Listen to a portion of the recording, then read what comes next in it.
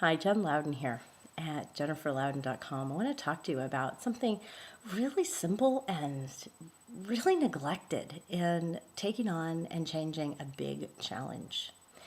And that is to get listened to in the flesh. Nose to nose, belly to belly. Not a coach, not a therapist, those things are great. But what I think is missing for so many of us, and I see this more and more with the women I work with, is that we don't have time in the flesh with someone just to listen to us, not to problem solve, not to give us resources, not to change our mindset, but just to listen. There was a very interesting study that came out of the University of Virginia, 34 students, and they were given a steep hill to climb.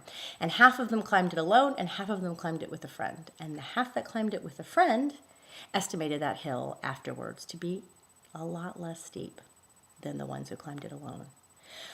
There's so much research. I'm sure you've heard about some of it, how much our quality of life and our health is changed by being in community. Being in community takes time. A lot of us don't feel like we have it. So let's just take it into one little bit. Take a challenge. Maybe it's getting more exercise. Maybe it's being more patient with your kids. Maybe it's taking action on that project, that creative project that's been languishing in the drawer forever.